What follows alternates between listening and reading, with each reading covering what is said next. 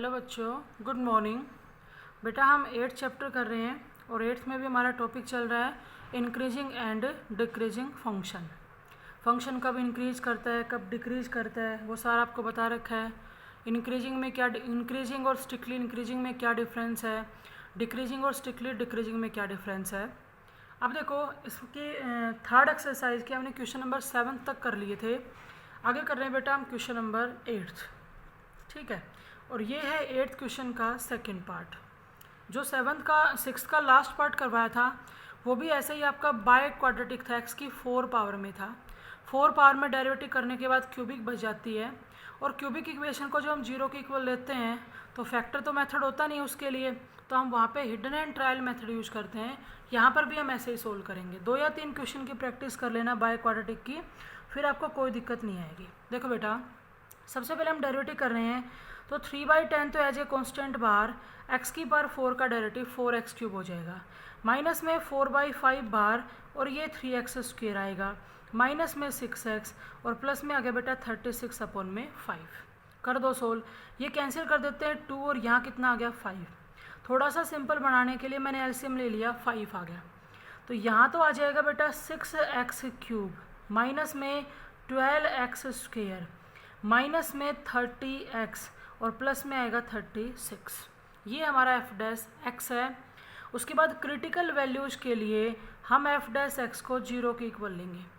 जब f dash x को 0 के इक्वल लेंगे तो ये 5 तो उधर जाके 0 हो जाएगा, और इस पूरी में से जैसे मैं यहाँ से पहले ही 6 कॉमन ले लूँ तो 6/5 बाहर लिख दो बेटा, x³ माइनस में 2x² माइनस में 5x और प्लस 6, ये आ जाएगा।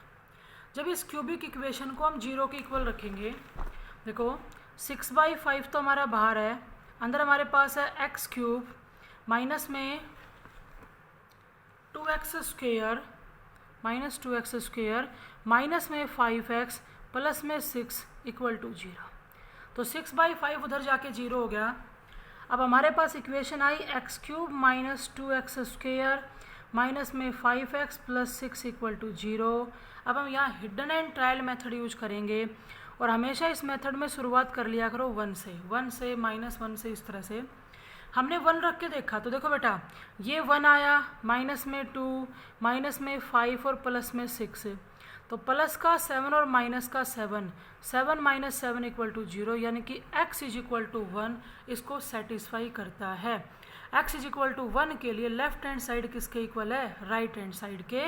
इसका मतलब x इज इक्वल टू 1 इसका सॉल्यूशन है, और अगर x इज इक्वल टू 1 इसका सॉल्यूशन है तो x माइनस 1 इसका फैक्टर हो जाएगा। और एक फैक्टर अगर हमें मिल जाता है तब हम सोल्व कर सकते हैं। x³ माइनस 2x² माइनस में 5x प्लस 6 डिवाइड कर दो x माइनस 1 से। कितने पे गया बेटा, x² पे, तो क्या आएगा x³ minus x² minus plus ये कैंसिल हो गया, माइनस का x² बचा माइनस 5x प्लस 6। अब कितने पे जाएगा, माइनस x पे, तो माइनस x² प्लस में x, तो ये प्लस और ये माइनस, तो माइनस का 6x प्लस में 6। अब जाएगा बेटा माइनस 6 पे, तो माइनस 6x प्लस में 6, तो ये प्लस और ये माइनस कैंसिल होके क्या आ गया 0।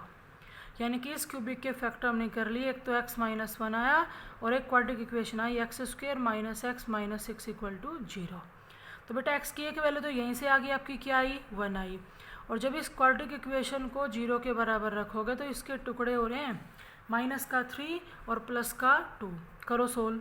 देखो x² माइनस में नहीं बेटा, माइनस का लेंगे हम यहाँ से 3x, ठीक है, और प्लस का 2x माइनस 6 इक्वल टू 0।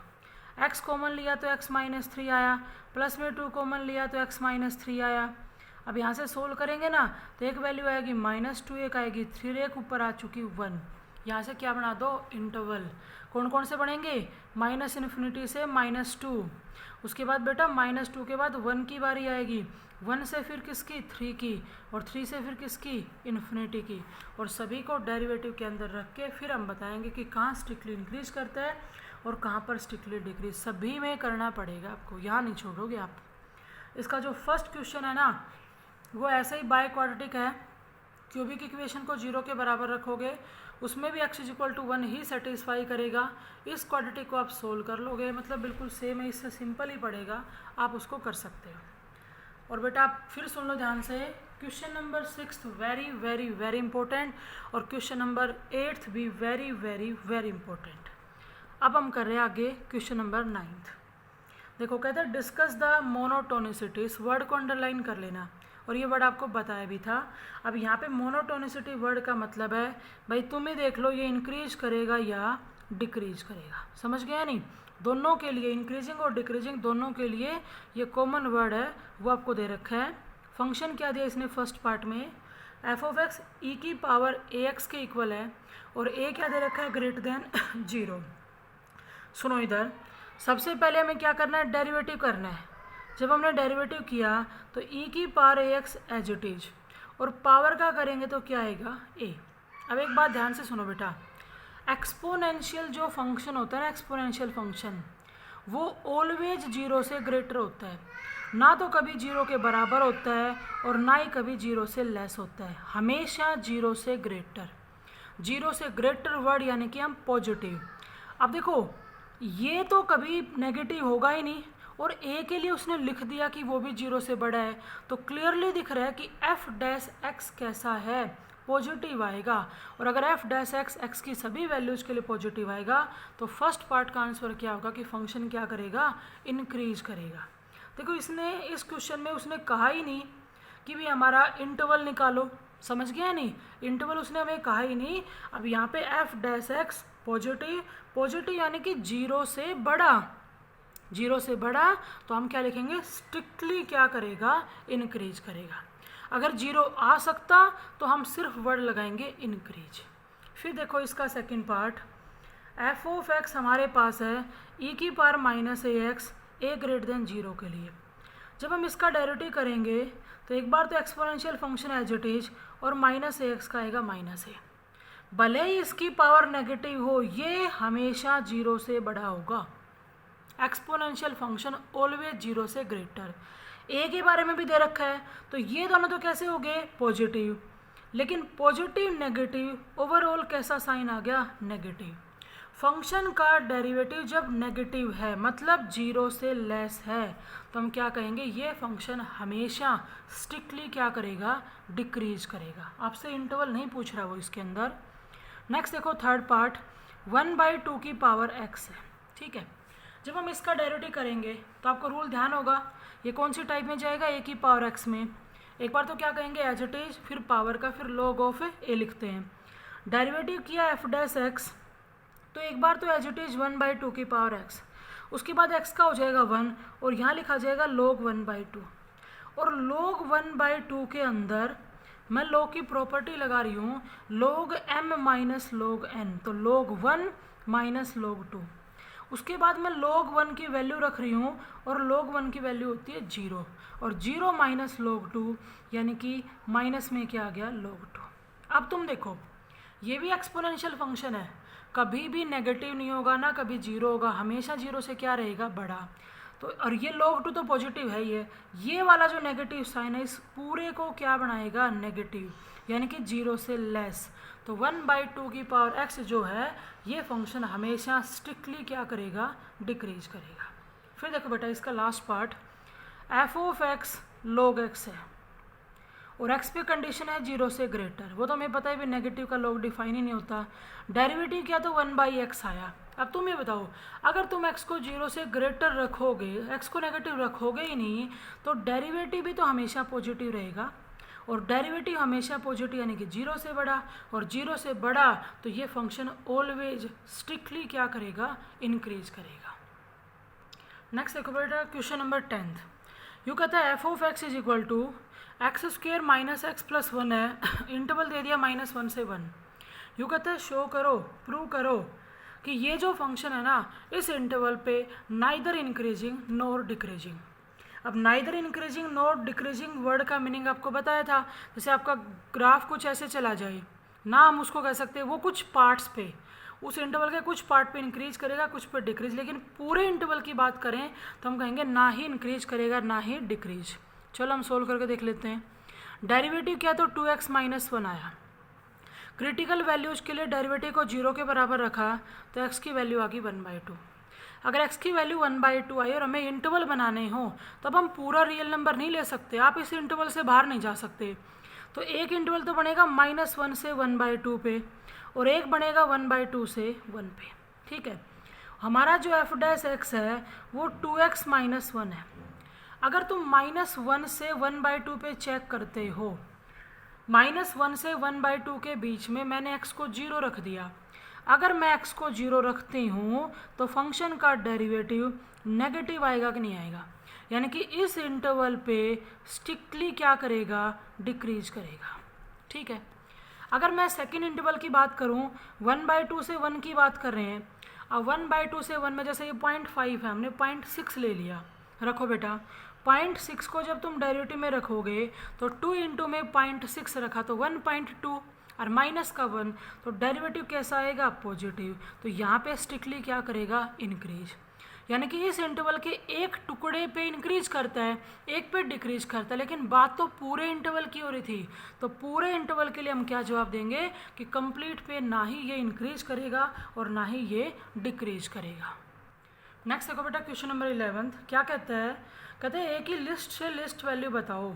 ये तो उसने बता दिया कि फंक्शन इंक्रीज करता है किस इंटरवल पे, ओपन इंटरवल 1 से 2 पे।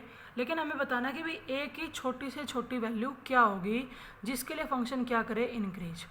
तो पहले बेटा हमने डेरिवेटिव निकाला, 2x प्लस में क्या आया, a आया।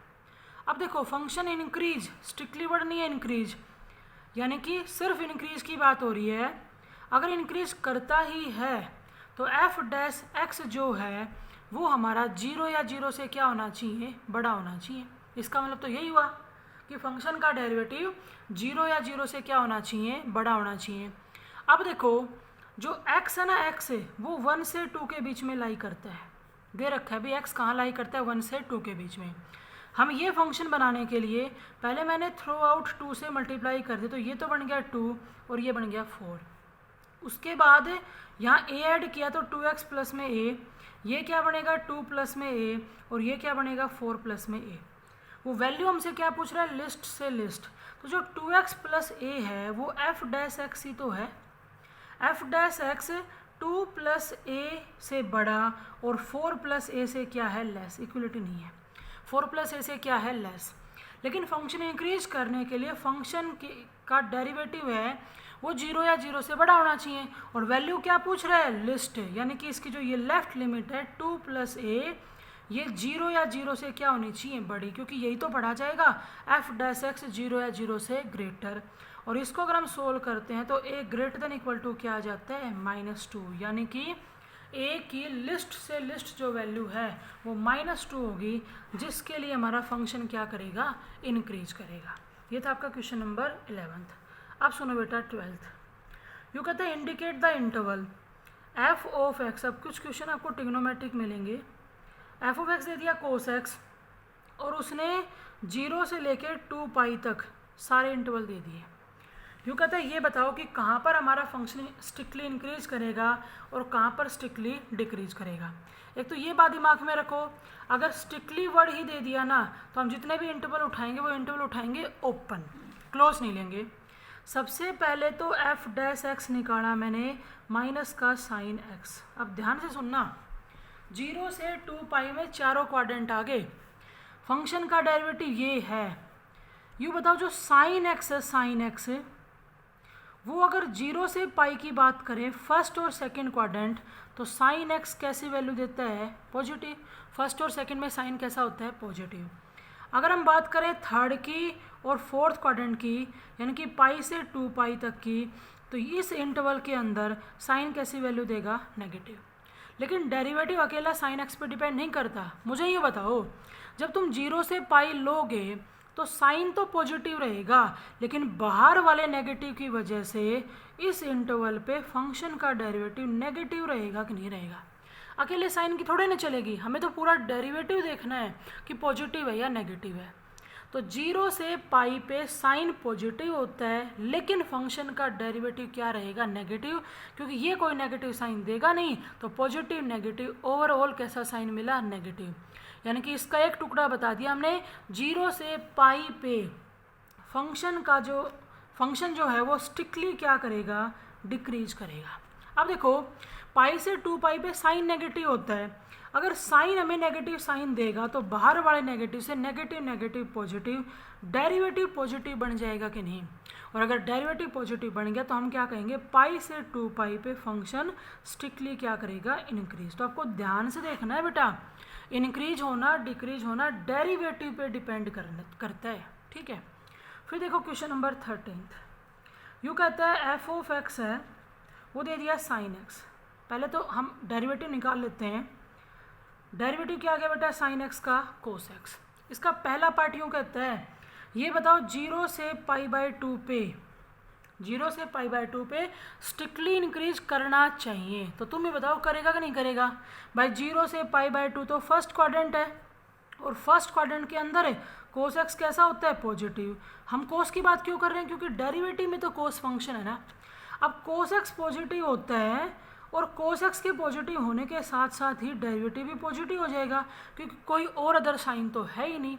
तो हमने दिखा दिया भाई 0 से पाई बाय 2 पे स्ट्रिक्टली इंक्रीज करेगा, और ये लिख देना, ये उसकी वजह हो जाएगी। फिर सेकंड पार्ट में यूँ कहता है पाई बाय 2 से पाई पे डिक्रीज करना चाहिए, बिल्कुल करेगा, क्योंकि पाई बाय 2 से पाई कौन सा क्वाड्रेंट है, सेकंड में कोस कैसा होता है, नेगेटिव, और अगर कोस नेगेटिव साइन दे देगा तो डेरिवेटिव भी ओवरऑल नेगेटिव साइन देगा या नहीं देगा। और जब फंक्शन का डेरिवेटिव नेगेटिव होता है तो फंक्शन क्या करेगा, स्ट्रिक्टली डिक्रीज करेगा। ये था बेटा आपका क्वेश्चन नंबर 13। फिर देखो 14, यूँ कहता है एफ ऑफ एक्स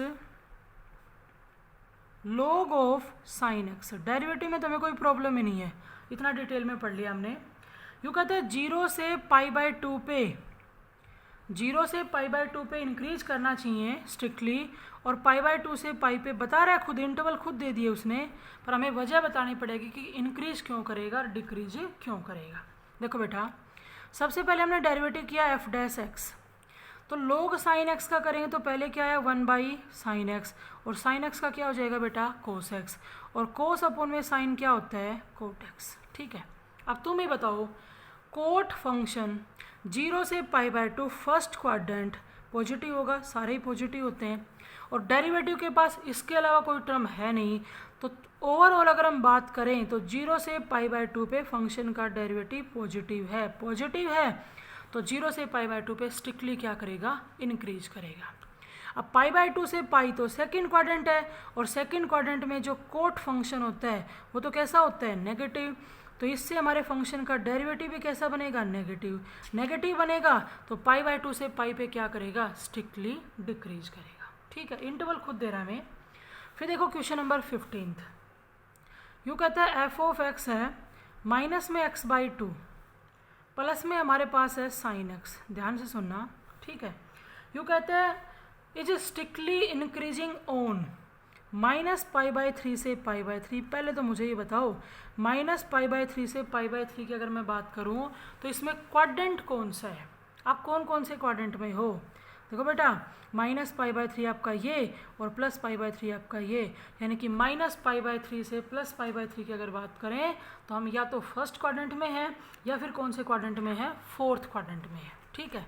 ये हमने देख लिया भी, ठीक है। फर्स्ट में कौन पॉजिटिव होगा, नेगेटिव होगा, वो हम देख लेंगे।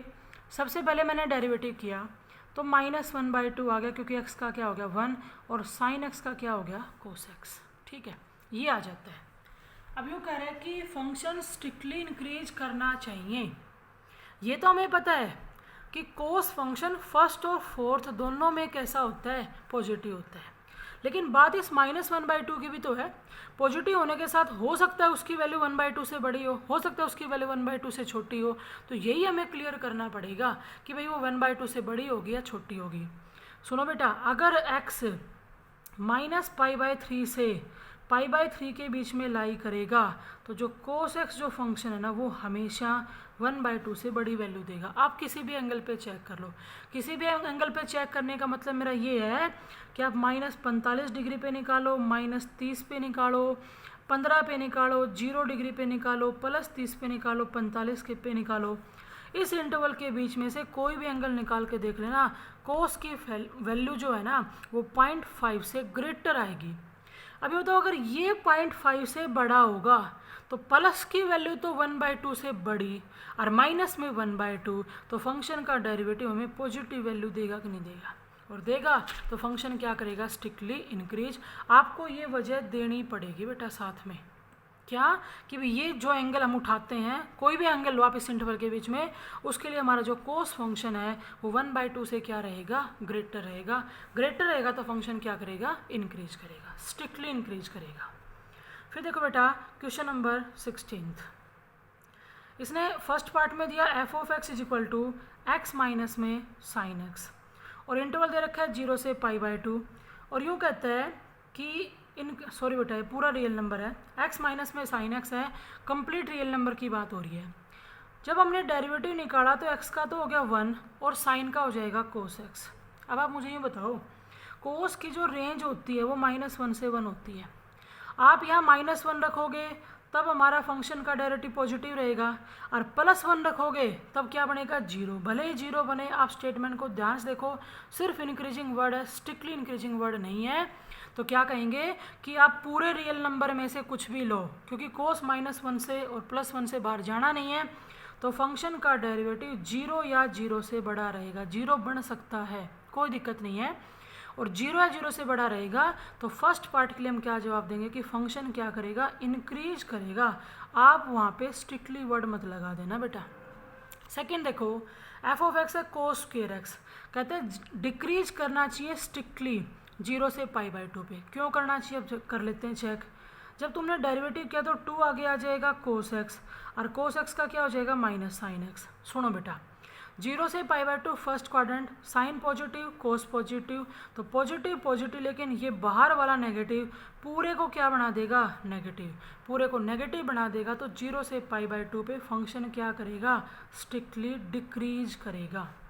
फिर देखो इसका थर्ड पार्ट tan x है, और -π/2 से π/2 इंटरवल है, और कहता है स्ट्रिक्टली इंक्रीज करना चाहिए। तो इंटरवल को देखते हुए हमारे क्वाड्रेंट कौन कौन से हैं, फर्स्ट और फोर्थ। सबसे पहले मैंने डेरिवेटिव किया f'(x), तो tan x का आएगा sec² x। चाहे आप किसी क्वाड्रेंट में हो, सीकेंड भले ही वहाँ नेगेटिव हो, लेकिन सीकेंड का स्क्वायर उस वैल्यू को क्या बना देगा, पॉजिटिव, और पॉजिटिव बना देगा तो फंक्शन स्ट्रिक्टली क्या करेगा, इंक्रीज करेगा। फिर सुनो फोर्थ पार्ट, f(x) में क्या कहता है, tan x -x है। जब मैंने डेरिवेटिव किया तो tan x का क्या हो जाएगा, sec² x -1, ये आ गया। कहते हैं इंक्रीज करना चाहिए। अब बेटा 0 से π/2 क्वाड्रेंट तो फर्स्ट है, ठीक है, सारे फंक्शन पॉजिटिव होते हैं, सेकेंड भी पॉजिटिव होगा, वैसे भी इसका स्क्वायर है, लेकिन हमें एक वजह देनी पड़ेगी। आप चाहे इसको ऐसे लिख लो, चाहे कोस की फॉर्म में लिखना चाहो तो लिख सकते हो, 1/cos² लिखोगे ना, और cos² एलसीएम लोगे तो 1 - cos² x आ जाएगा। नीचे वाला तो ओवरऑल कैसा साइन है, पॉजिटिव। अगर मैं इसकी बात करूँ यहाँ पे, तो 0 से π/2 की अगर हम वैल्यू लेते हैं तो कोस की जो न्यूमेरिकल वैल्यू थी वो -1 से 1 तो होती है, यानी कि, और 0 और 90 हम ले नहीं सकते, कोस 0 1 होता है, 0 तो बढ़ेगा ही नहीं, यानी कि जो 0 से π/2 के बीच में आप कोई भी एंगल उठाना, उसमें जो कोस की जो वैल्यू आएगी ना वो 1 से लेस रहेगी। तो प्लस की वैल्यू तो 1 और माइनस की वैल्यू 1 से लेस, तो ओवरऑल डेरिवेटिव का साइन कैसा रहेगा, पॉजिटिव, और पॉजिटिव रहेगा तो फंक्शन स्ट्रिक्टली क्या करेगा, इंक्रीज करेगा।